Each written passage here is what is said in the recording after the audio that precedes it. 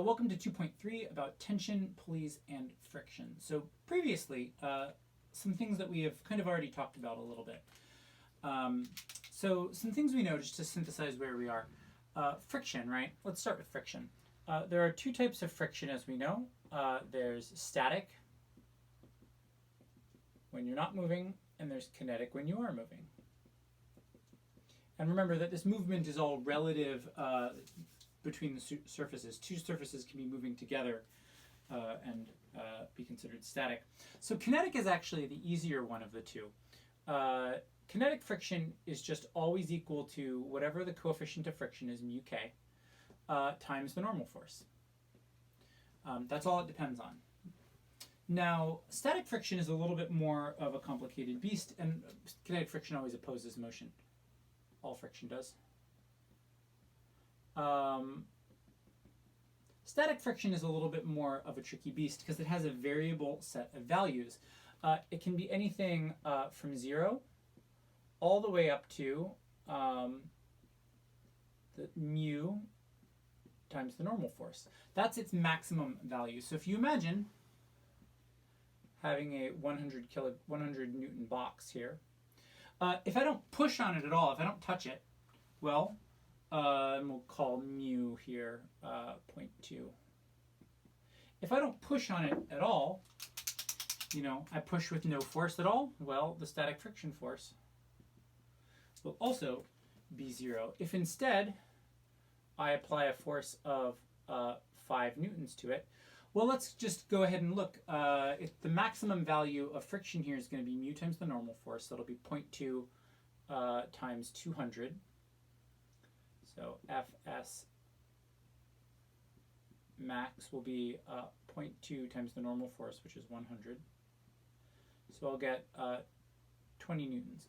So 25 newtons is not bigger than the maximum frictional force. So if I try to push this box with a force of 5 newtons, static friction will push back with a force of 5 newtons. If I try to push with a force of 10 newtons, static friction will push back with a force of 10 newtons. If I try to push with 19 newtons, it'll push back with a force of 20 newtons. And the moment that I push 20.00001 newtons, at that point, the box starts to move. It starts to slip, and kinetic friction takes over. So once you exceed static friction, kinetic friction takes over.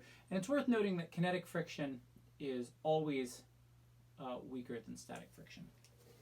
Okay, but do be careful with static friction. As we'll see, the direction of it tries to oppose whatever motion could happen. So the direction of static friction can sometimes be a little tricky. The second thing we wanted to talk about was just tension and pulleys, just a little reminder about tension and pulleys. And then we'll look at an example. So remember, for an ideal rope, and that's mostly what we'll be dealing with, an ideal rope is massless, and has the same tension at both ends. So if I look at this perfect ideal rope or string, if I measure a tension at one end, it's got the same tension at the other end. There are a couple cases where we will see that is no longer true, but generally speaking, that's something you can count on. It's also the case that connected objects, whether they're connected with a rope, anything that doesn't stretch, connected objects have the same velocity and acceleration. So if I have two objects that are connected by a rope, M1 and M2, they'll have the same velocity and the same acceleration. And this is a way of saying that the rope doesn't stretch.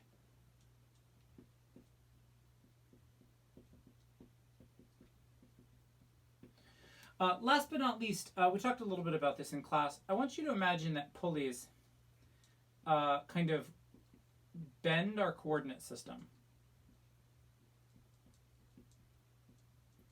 So if we've got two objects connected by pulleys, by a pulley and a string, let's say mass 2 is heavier, it's going to want to move down. Well, when mass 2 moves down, mass 1 is going to want to move up. And so we're actually going to imagine that the positive direction here is this way, that the system is going to proceed in this direction when it's moving positively, and that the other way will be negative. So whenever you think about pulleys, make sure that you're coordinating your positive directions. All right, let's take a look at a little example.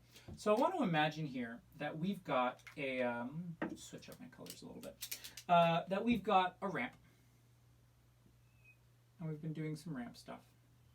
It's a ramp angle theta, and on here we've got a box, M1, and we're going to run it up to a pulley. It's going to go across. Here's a box, M2. And this is a modified Atwood machine. It's a little different than what we had before. And here, I'm going to say that we are going to introduce some friction here. So we are going to say that there is some friction, specifically static friction. And we want to ask kind of an interesting question, which is, what is the biggest mass we can hang off the end? What is the maximum or the minimum mass M2 such that the system moves without slipping? So you could imagine if M2 is really, really, really big, it's going to overcome friction and pull M1 up. If M2 is too light, you could imagine M1 is going to slide down. So we want to look for those two conditions. So these are actually kind of two different problems to solve. So let's look at the maximum one for a moment. Like any good forces question, we want to start by drawing a free body diagram. So M2's free body diagram actually is the same in both cases. I just want to note, when I say without slipping, I just want to note that the system remains at rest. We're in equilibrium. So M2's free body diagram actually stays the same the whole time. And what it is we've got M2G down and tension up. For the maximum condition, so we'll do max first. For the maximum condition, let's draw a free body diagram for M1. Well, some things about M1's free body diagram are going to stay the same. It's still going to have M1G down. It's going to have tension up the ramp. And it's going to have the normal force up this way. Now, let's imagine, though, we do have some static friction. Let's imagine if M2 gets as big as possible, right? We're making M2 bigger and bigger and bigger. M1's about to slide up the ramp if we make M2 any bigger than it is. So that's telling us that static friction, if we turned off static friction, M1 would slide up the ramp. So in this case, where M2 is really big, static friction is down the ramp. So let's go ahead and write some statements of Newton's second law. And I really like these little tables.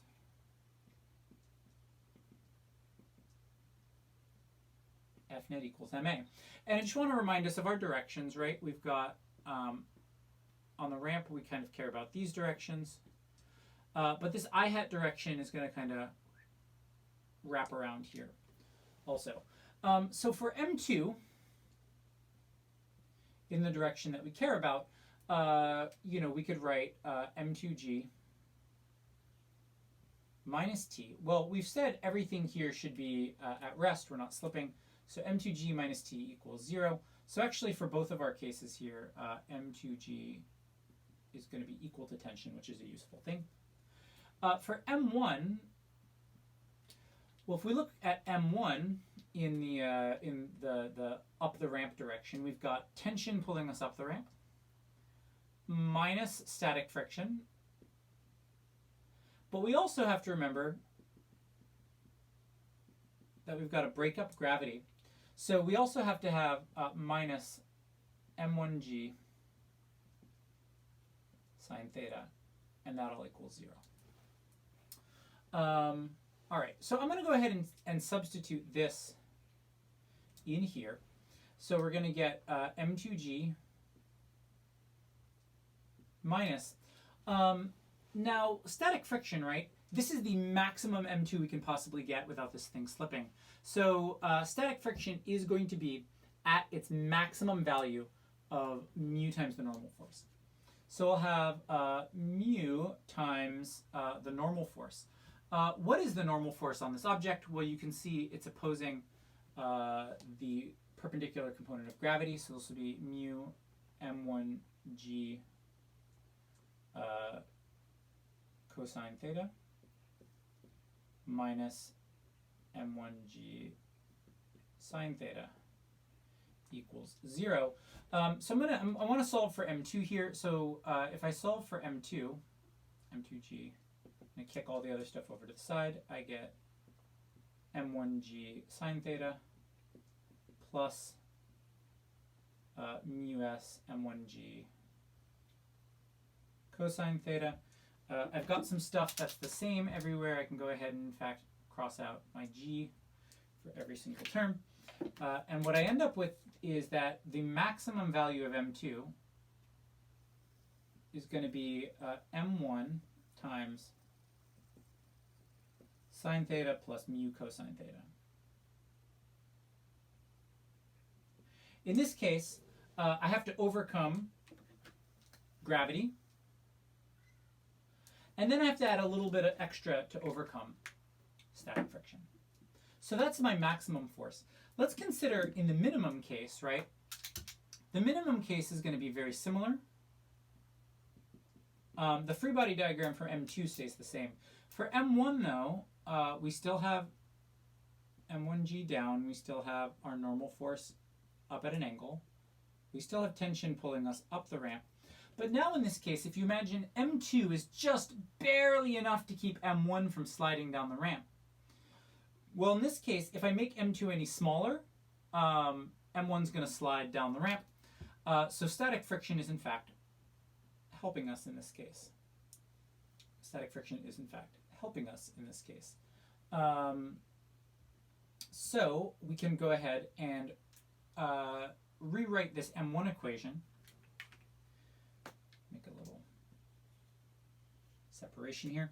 We can go ahead and rewrite this M1 equation to be this F equals MA to be T plus Fs minus M1G sine theta equals 0. And making very similar substitutions, because again, M2's free body diagram remains unchanged. I can go ahead and turn this into M2G equals M1G sine theta minus, and again, our static friction force is maxed out at mu M1G cosine theta. Once again, I cancel out my G's,